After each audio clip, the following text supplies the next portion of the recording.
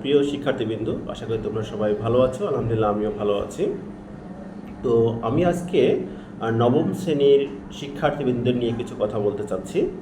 যে নবম শ্রেণীর অনেক শিক্ষার্থীবৃন্দ এবং অভিভাবকবৃন্দ কিন্তু একটা দ্বিধার মধ্যে পড়ে গিয়েছে যে আমরা এখন কি পড়ব, কি সিলেবাস হবে, বিভাগ থাকবে কি না, বিভাগ যদি থাকে তাহলে আমরা কি, আমাদের করণীয় কী, এটা নিয়ে কিন্তু অনেক দুশ্চিন্তার মধ্যে দিয়ে পার করছে এই বিশেষ করে নবম শ্রেণীর শিক্ষার্থীবৃন্দ এবং অভিভাবকবৃন্দ। তো সেক্ষেত্রে আমি পার্সোনালি কিছু কথা বলতে চাই যে যারা এই মুহূর্তে তোমরা নবম শ্রেণীর শিক্ষার্থীবৃন্দ রয়েছো, তো আমি মনে করি তোমাদের যেহেতু এই অন্তর্বর্তী সরকারের যে প্রধান উপদেষ্টা, শিক্ষা উপদেষ্টা রয়েছেন, তিনি কিন্তু অলরেডি ঘোষণা করেছেন যে 2025 সাল থেকে কিন্তু আবারও বিভাগ পদ্ধতি চালু হতে যাচ্ছে। তো সেক্ষেত্রে তার মানে আবারও আর্টস, কমার্স এবং সায়েন্স কিন্তু আমাদের শিক্ষা কাঠামোতে ফিরে আসতে যাচ্ছে। তো সেই ক্ষেত্রে তোমরা যারা যারা সায়েন্সে পড়তে চাও তারা কিন্তু আমি মনে করি সামনের বছর থেকে নয়, এই বছর থেকে তোমরা আগের সিলেবাসের কিছু পুরাতন বই সংগ্রহ করে পড়াশোনা করতে পারো। এবং যারা আর্টস এবং কমার্স নেওয়ার সিদ্ধান্ত রয়েছে তারা কিন্তু বিশেষ করে অঙ্ক এবং ইংলিশ এবং সাধারণ যে বিজ্ঞান বই রয়েছে সেটি কিন্তু তোমরা এই মুহূর্তে বেশি ফোকাস করতে পারো, যাতে তোমাদের এই 3 মাস সময়টাও নষ্ট না হয়। যেহেতু আমাদের কারিকুলাম বা আবারও পরীক্ষা পদ্ধতি চলে আসছে, সো আমি মনে করি এই এখন থেকে তোমাদের এই আগের সিলেবাসের যে বই বা যে সিস্টেমগুলো রয়েছে সেটি ফলো আপ করে সামনে আগানো উচিত। ইতিমধ্যে কিন্তু আমি জানতে পেরেছি যে অনেক স্কুল কিন্তু ইতিমধ্যে তাদের আগের সিলেবাস অনুযায়ী তারা পরীক্ষাটার সিদ্ধান্ত নিচ্ছে এবং তারা আগের কারিকুলাম অনুযায়ী কিন্তু তাদের ছেলেমেয়েদেরকে স্কুলে বা বিভিন্ন যেখানে পড়াশোনা করছে সেখান থেকে তাদেরকে সেইভাবেই শিক্ষা দেওয়া হচ্ছে।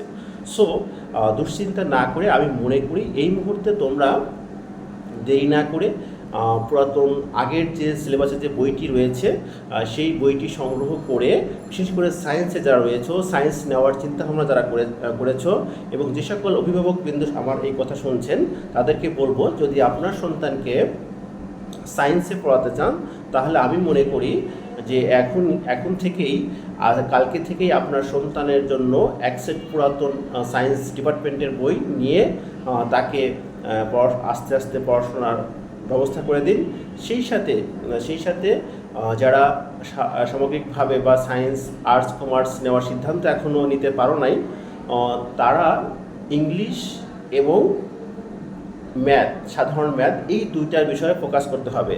তোমরা যেহেতু আমাদের নতুন কারিকুলামে কিন্তু পুরাটাই কিন্তু বিশেষ করে ইংলিশে কিন্তু গ্রামাটিক্যাল নেই এবং ম্যাথেরও কিছু টার্ম কিন্তু নেই, ফলে কিন্তু একটা ছিন্ন বিচ্ছিন্ন একটা অবস্থা ছিল। তো আমি মনে করি যে বিশেষ করে ইংরেজির ক্ষেত্রে তোমাদের গ্রামাটিক্যাল একটা বড় একটা ফ্যাক্টর হয়ে দাঁড়ায়।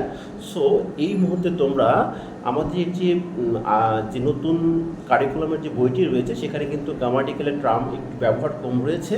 তো এই জন্য মনে করি তোমরা এই বইয়ের পাশাপাশি, অর্থাৎ 2024 সালের যে ইংলিশ বইটি রয়েছে সেটি পড়ালেখার পাশাপাশি তোমরা আজকে থেকেই কিন্তু গ্রামার শিখতে পারো।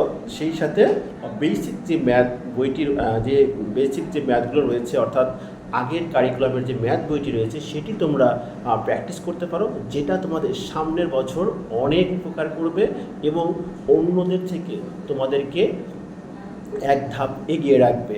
ফলে তুমি সামনের বছর এই যে তোমাদের একটা গ্যাপ বা সাফারিংস হয়েছে সেটি আমার মনে হয় দ্রুতই তোমরা কাটিয়ে উঠতে পারবে। সো আশা করি বুঝতে পেরেছো। তো আজকে এই পর্যন্তই, ধন্যবাদ।